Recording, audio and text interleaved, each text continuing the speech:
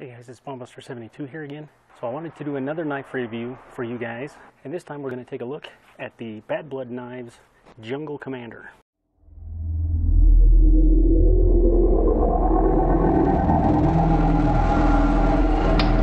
So first off, a little bit about this knife. It is 14.5 inches overall length with a 9-inch blade.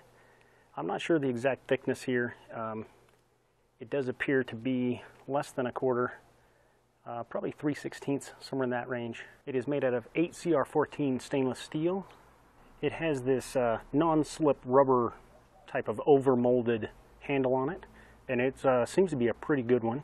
And as far as I can tell, it has a full tang. I don't think it comes down to this section here, but it does feel pretty solid all the way through.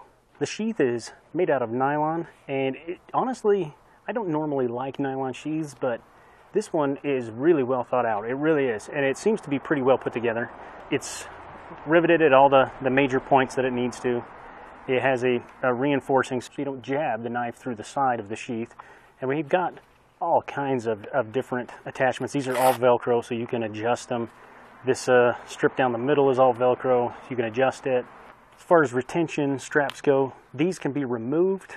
These actually can Velcro off if you want them. You can move them up and down if it's not exactly where you need it to be. There's a Velcro one as well as this little connector, little fastener. And this knife retails for $37.99. I know you guys aren't necessarily here for the stats. Let's take a look at the tests. Alright guys, we're ready for the field tests on the Bad Blood Knives Jungle Commander.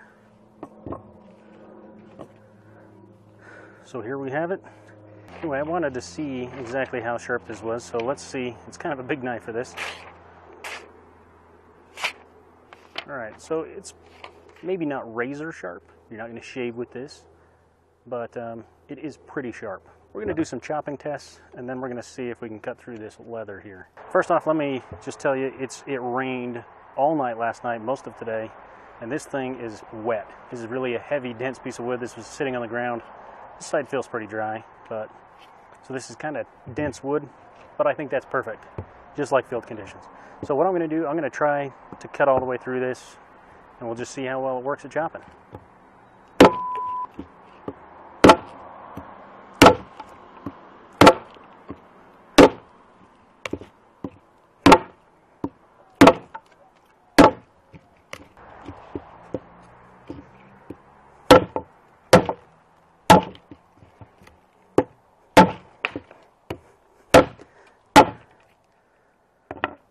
Alright, you can see this thing is a beast at chopping, that's for sure.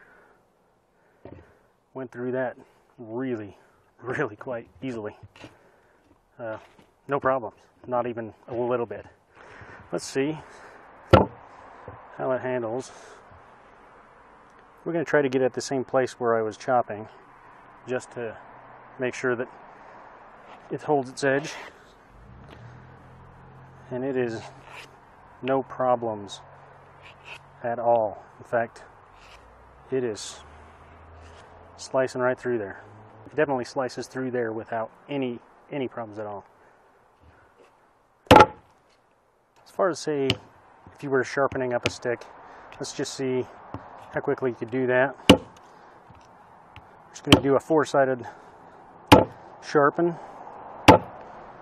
For the most part, we got it pretty quick without any problems. If you were making a tent stake or something like that, if you were going for something a little finer to use as a spear for fishing, you would obviously want to do a little bit better job than that. But the blade is fine enough, it's thin enough that you can use this for some of the finer work.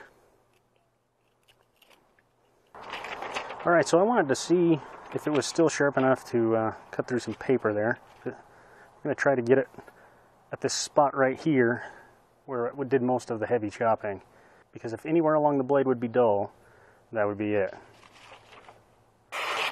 So anyway guys, my thoughts on this, as far as negatives go, really my only negative that I have, I'm not sure how well this, I don't know if you can see it very good. I'll try to get it up there a little closer. It's plastic. And the little rivets on it are plastic as well. So I don't know how well this is going to hold up. I know that Velcro, you know, it wears out after time, so you do have two, but if these both wear out, you're going to have to come up with a fix for it. But I think just a regular old snap there would have worked probably just fine. Probably would have lasted the lifetime. If that's my only complaint, and that's a pretty small complaint, really. This is a chopping beast. It truly is. I don't think, outside of maybe an axe, that I've seen anything that chops better. Most hatchets don't even chop as good as this thing did. And it's still sharp enough for a little bit of fine work. I don't, you know, you might have a hard time gutting a small fish with this, but I think you could do it. I also used it to prune a few trees, a few low branches, and it worked great for that, for branches. Pretty much 3/4 inch branches were one-hit wonders, and they were gone. Anything bigger than that might take a couple of swings, but overall, I really like this thing. This thing is pretty good, especially for the price. $37.99 retail price, Bad Blood Knives. Go check them out. So guys, I hope you liked this video. If you did, be sure to like and share it. And don't forget to subscribe by clicking on the bullet. And until next time, take care and be safe.